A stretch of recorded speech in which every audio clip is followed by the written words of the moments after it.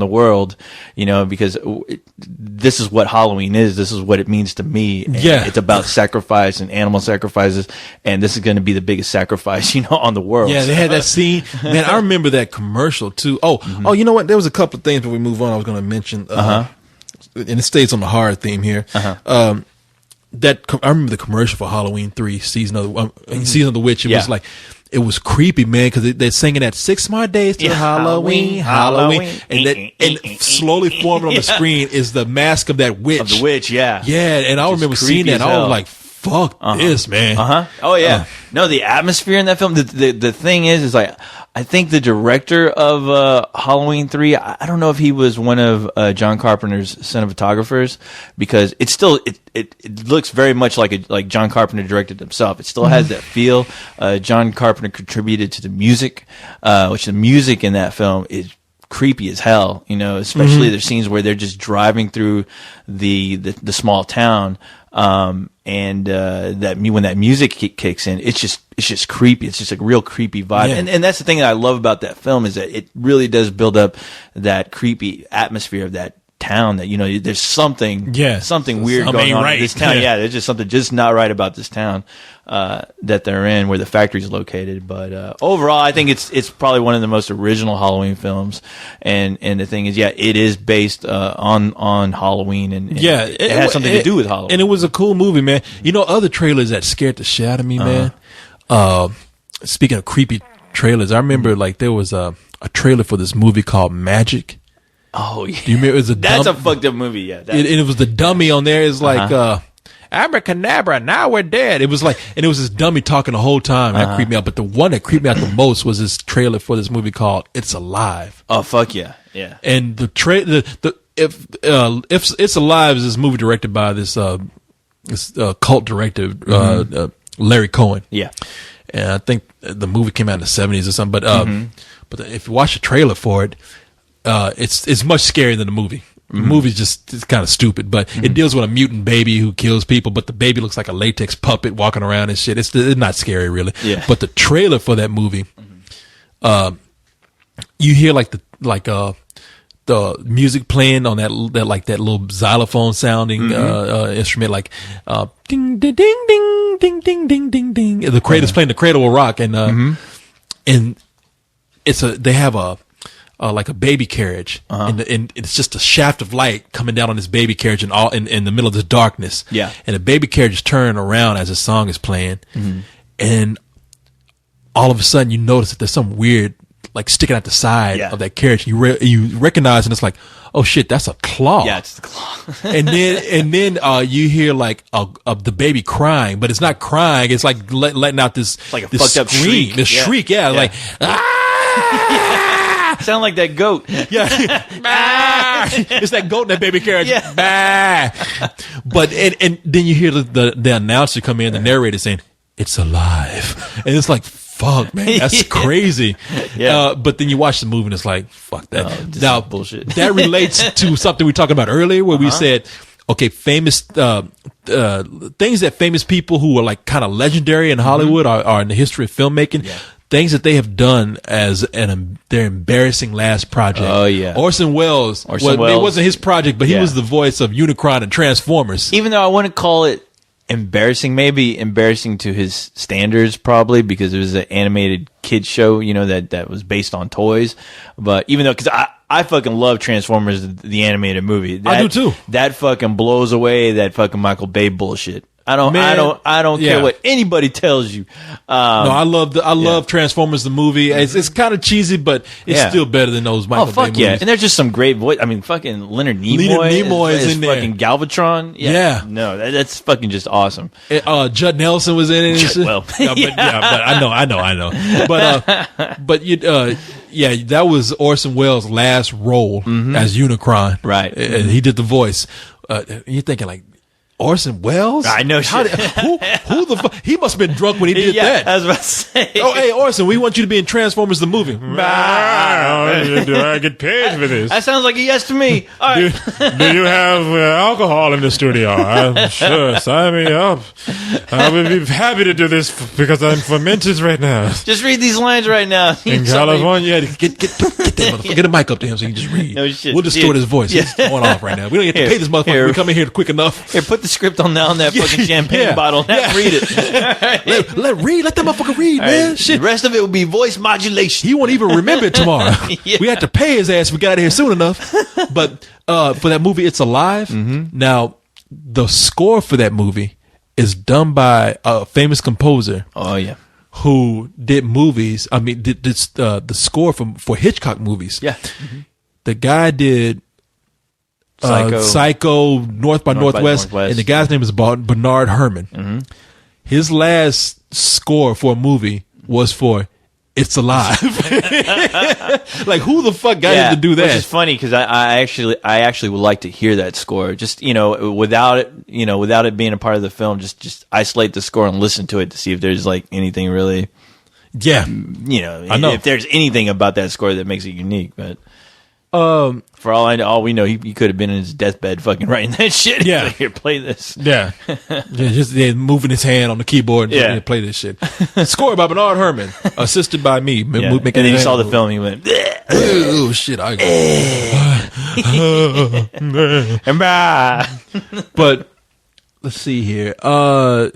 To answer your bigger question, Babalu Jack, to finally get around to it, he says, is there a film or TV series where you dislike the first film or season, but love the sequels or seasons to that followed?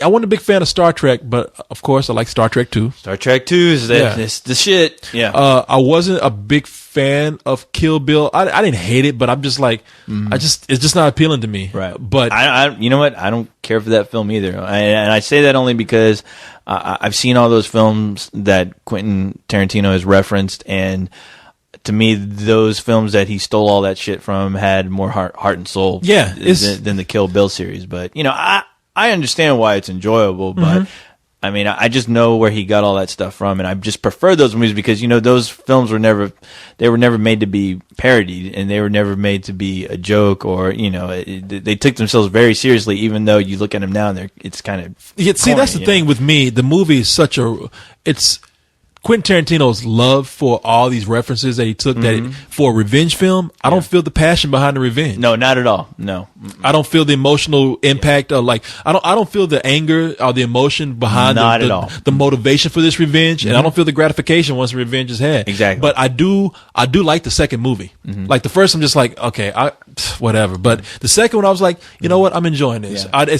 I'm not crazy about it, but I like it. And it's funny because I actually enjoyed the second film as well, only because I fucking loved the hell out of the Superman speech that David Carradine. That he's talking about Superman and the difference between Clark and Superman, and I just loved that whole fucking speech. And it seemed like a majority of that movie was a lot of just dialogue, where when I liked it, people who loved the first one did not like that second movie at all. Really? A lot of people that a lot of people that came out of that theater, they were all saying, well, it wasn't as good as the first one, because the first one, there was more action, and the second one seemed like it was just more dialogue, a few action scenes, but it didn't meet the standards of the first film, I guess. So, and which freaked me out. I was like, oh damn. Here's a perfect one we always talk about. I think you'll agree with me on this. House of a Thousand Corpses. I don't think it's terrible, but I thought this is not a good movie. I thought it was terrible. Yeah. I'm not a big fan of that movie at all. I think I'm right up there with people who say, what the fuck was this? Yeah, what did it have to do with anything? I did not like that movie at all myself either. Yeah, but that movie had no direction at all. It was just a bunch of scenes lumped together, out of stuff he enjoyed, as being a film fan. It seemed like he just took all his influences and just threw them all into a film with no real reasoning behind what was going on in that plot. But I tell you, here's the connection. House of a Thousand Corpses was Rob Zombie's first movie. Didn't really like it at all.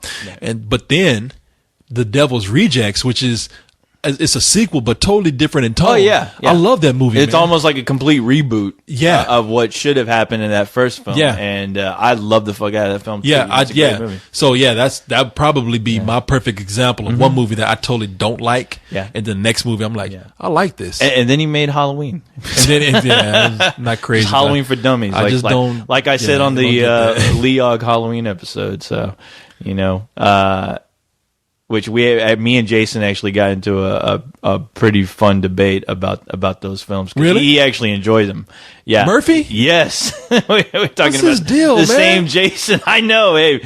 But it seemed like I got through to that guy. So if you guys haven't listened to the Leog, you should. It was a fun show. I know I love giving those guys shit. I love talking shit about them only because, hey, it's fun to talk shit behind people's back. And I'm a robot, all right? I talk shit. That's what I do. That's what I do for a living. Oh, but anyway. I'm gonna go on a limb here and be the bad guy that says I was underwhelmed by Spider-Man. I liked Spider-Man, but I didn't think it was as great as everybody thought. But I liked it a lot. I thought the second half was not as strong. Oh yeah, the first half was amazing. It's the origin story. The first half is amazing, but the second half, awesome. Second half, I thought the villain, whenever the Green Goblin popped up, even though I loved William Dafoe when he was just, when he was Norman Osborn. I enjoyed his performance more. It wasn't until he put on that suit that I can't stand that Green Goblin suit. Took me out of the movie. Yeah, even though I did enjoy the roof scene where he's talking to Spider-Man. No, it was some cool stuff in there. That's what I'm saying. I just can't stand that costume. And once he becomes a Green Goblin, I'm like, this character there's not much to him when he becomes a Green Goblin. Not at all. But he becomes very cartoonish. Yeah, he does. But Spider-Man 2.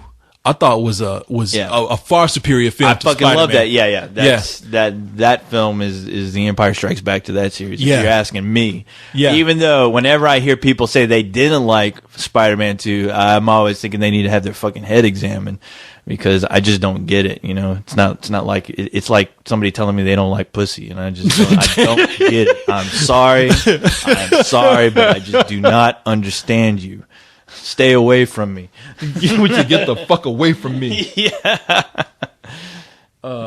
Okay. All right. So we answered that. Mm-hmm. Let's move on to a question that we answered yesterday from a guy named Tom Morgan. Question for FYT. Fuck your thoughts. Yes, sir. He says, well, Corey, I need to tell you that you guys are awesome and a superb job you do. Fuck you. Thanks a lot. Just turn against the guy for no reason. The hell you talking to? Quit kissing my ass. No. He says, no, thank you very much. Mm-hmm. He says, now without further ado, here's my question. I saw Bjork a few years ago in a movie called Dancer in the Dark. I guess, man, that chick rocked my world.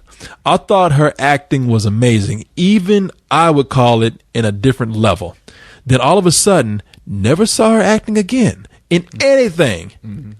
Has it ever happened that to you, an actor with an outstanding performance that never appeared in anything significant again?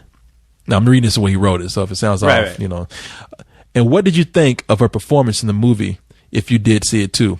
Thanks. I did see that movie, Dance in the Dark. I thought she was amazing in that movie. No, it was brilliant. That movie is fucking brilliant. Lars von Trier, who there's something wrong with that motherfucker, man. Because you saw Antichrist, right? I saw Antichrist at the Fantastic Fest, and holy fuck! I mean, you talk about a film that looks like that film to me was directed by fucking Pinhead from Hellraiser, because there are some fucking disturbing images that I just do not care to see ever again, even though those disturbing, fucked up images were beautifully shot. I mean, that guy. I don't know where the fuck his head is, but wow, that head is a very scary place, and it's even scarier when he knows how to put it on film. No, the guy is he's a very, I don't know what his deal is. He has very little faith in humanity. Have you ever seen Dogville with Nicole Kidman?